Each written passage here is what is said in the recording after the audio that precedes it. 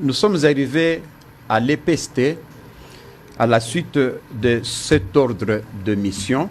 Et c'est cet ordre de mission qui nous a amenés au niveau de l'EPST. Nous sommes arrivés le 30 janvier, c'était mardi. En arrivant le 30 janvier, la mission nous envoie à Sekopé, donc d'INACOP, ex-Sekopé. C'est là où la mission nous envoie pour faire un contrôle de gestion des fonds mis à la disposition de Sekopé, d'INACOP. On a vu le responsable du service, le directeur national, à qui nous avons présenté l'ordre de mission et qui en a accusé la réception ici, le cachet faisant foi. Après, nous avons pris rendez-vous pour revenir le lendemain pour poursuivre la mission. Le lendemain, nous sommes rentrés maintenant, comme de coutume, nous devions commencer par le contrôle, l'arrêt de la situation des caisses au niveau du comptable. C'est l'exigence du service. Nous sommes arrivés chez le comptable. En arrivant chez le comptable, nous sommes entrés dans son bureau, il nous a installés et nous avons commencé à travailler selon les us professionnels. Il nous a présenté son livre des caisses, là où il met les encaissements, il enregistre les encaissements et les recettes. Il n'y avait rien. Il nous a fait voir que depuis le mois de juillet jusqu'à ce jour, il n'a eu aucune recette, donc il n'y a pas eu de dépenses. Il nous a dit que lorsque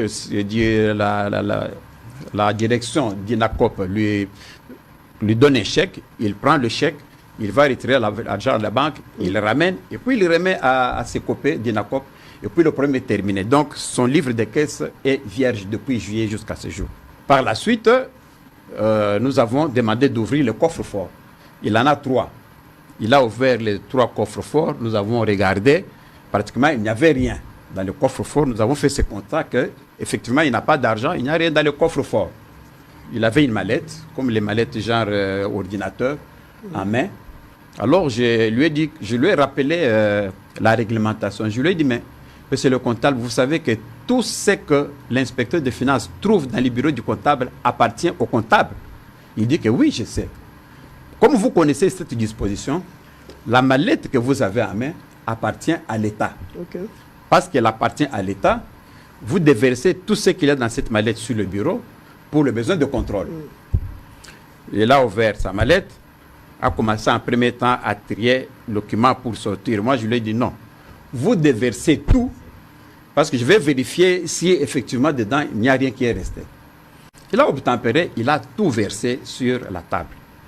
Alors c'est là où la véritable mission a commencé. Quand il a déversé le contenu de sa mallette sur la table, la première chose, on a vu 6 chéquiers au fait qui sont sortis. On a vu d'autres documents. On a vu aussi l'argent en 2 billets de 100 et puis 1000 francs congolais à un billet de 1000. Donc 1300 $ américains, 200 € et puis 1000 francs congolais. Alors, je lui ai dit que vous savez, selon la réglementation, que tout ce qu'on a trouvé sur vous, ça appartient à l'État. Dans le cas d'espèce, je fais un procès verbal de saisie de cet argent jusqu'à nouvel ordre, jusqu'à la ce que nous allons confirmer que cet argent vous appartient ou bien il appartient à l'État. Je lui ai rappelé, il a dit qu'il connaît la disposition. C'est ainsi que ce PV a été rédigé. Il est là, le PV. Vous voyez bien le PV, c'est un PV, procès verbal de saisie d'argent et autres effets. Dans ce PV ici, c'est ça ma signature, c'est ça la signature de mes 2 collègues inspecteurs, et c'est à gauche ici, c'est la signature du comptable. Le comptable a signé là, mais Kapinga Badibanga, c'est le comptable. Donc l'argent a été saisi conformément à la loi, conformément aux dispositions légales. Alors, qu'on vous dise que non, on a ravi, c'est faux et archi faux. Pour malmener certains agents, voilà. Pour ravir 1000 $, voilà. On a 300 €. Mais on a PV à l'objet qui a 200 €, 100, 100. 1300 $ et puis 300 € et puis un billet de 1000 francs. Le ministre a parlé de 1000 $. Bon, peut-être une erreur de sa part. Vous avez entendu quand le ministre a demandé que non, il faut qu'il remette 1000 $. Une voix disait là qu'il faut qu'il remette aussi les chèques. Mais de quel chèque il s'agit, maman? De quel chèque on n'a pas dit? Là, on a dit on a remis les chèques, mais bon, il faut savoir de quel chèque il s'agit. Quand j'ai vu ce chèque, je ne vais pas entrer en détail, j'ai saisi. En plus des chèques que j'ai saisis, le ministre a parlé à 2 reprises là que l'inspection a saisi des effets personnels. Mais quel effet personnel l'inspection a saisi? Est-ce que nous avons le droit de saisir les effets personnels si ça n'a pas de rapport avec la mission de contrôle? Madame, je vais vous dire que je suis inspecteur général des finances. J'ai 30 ans de métier comme inspecteur des finances. J'ai contrôlé plusieurs ministères, les organismes, les sociétés d'État et consorts pendant toute la République. Je n'ai jamais vu de pareil. Jamais de ma mémoire d'homme, je n'ai jamais effectué une mission pareille, vu de pareilles choses. Je ne pouvais que saisir. J'ai saisi une 50aine de documents. Et je ne les ai pas saisis comme on apporte comme une vulgaire personne, non. Je suis officier de police judiciaire à compétence restreinte. Et ma compétence, ce sont les finances publiques. En cette matière-là, je dépends directement du procureur de la République, de qui je suis l'œil. Et quand j'ai vu ça, j'ai saisi. En saisissant, je n'ai pas saisi par hasard. J'ai fait un PV de saisie. Vous avez ici le procès verbal de saisie qui montre que ces documents-là ont été saisis légalement. J'ai le droit de verbaliser et de saisir en vertu de mon pouvoir d'officier de police judiciaire. Il y a aussi encore un autre procès verbal de saisie. Tout ce que nous avons pris, le PV de saisie est là, signé par nous. Et puis, si vous voyez très bien ici, signé par le CPP, code 0405 Kapinga Badibanga. Il a signé aussi tous les PV. Donc, les documents que nous avons saisis conformément à la réglementation. C'est copé à Zakozwa 1,860 milliard de francs congolais par mois. Bon, oui, donc, $700,000 chaque mois. J'arrondis, 700 000 avec ma dévaluation. Donc, s'il faut voir l'année passée, c'était dans des $800,000. Tout le Bakaka Siko, ça fait $700,000. Chaque mois, ils ont quoi en compte, il y a ces copés. Dès que le contrôle veut maintenant savoir $700,000, est-ce que c'est un papier duplicateur, c'est un stylo, et ça, comme ça, si c'est conforme, c'est conforme.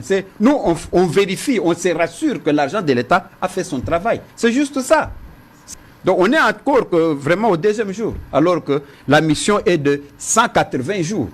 Arrivé au niveau du parquet, le comptable de qui les documents ont été saisis a fait mention, a été entendu par le magistrat instructeur. Notre tour aussi, nous avons été entendus par le magistrat instructeur. Nous lui avons démontré pourquoi on est arrivé là-bas lors des missions. Il nous a demandé pourquoi on a saisi l'argent. Moi, j'ai dit pourquoi vous avez ravi l'argent. Je lui ai montré que non. Voilà le PV. Il a dit, mais est-ce qu'il a signé? Moi, je dis, mais c'est ça la signature. Pourquoi on a parlé de ravi? Non, c'est ça la signature, il a vu.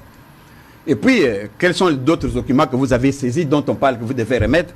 Je lui ai aussi montré tous les documents que nous avons saisis, en lui expliquant, voilà, tel document, tel document.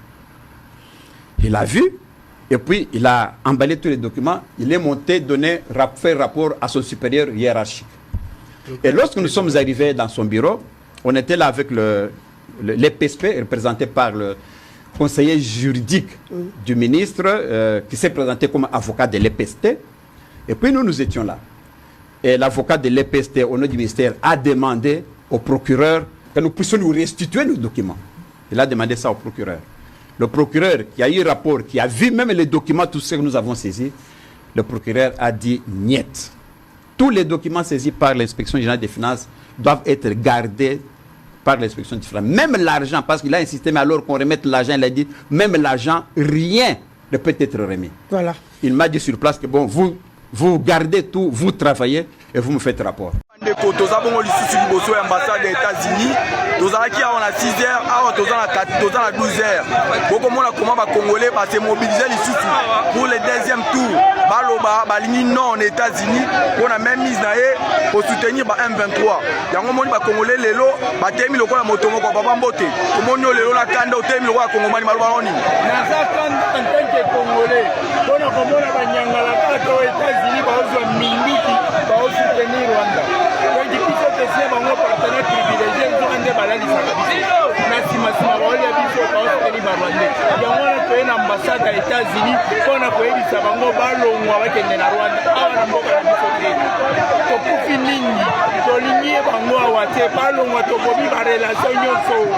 Matoni papa. Voilà, Yeo, Rwanda Tika.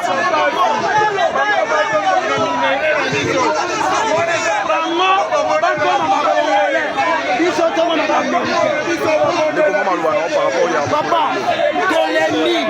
polémie, hypocrisie, les gens ont la grande puissance. Hypocrisie, les États-Unis soi-disant la grande puissance, mais incapables de sanctionner le Rwanda.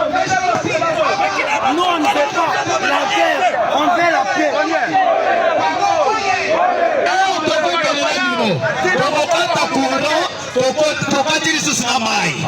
Directeur de la régie des eaux, ce qu'elle dit pas à Katamaïna, courant. Directeur de la SNEL à Katakourant.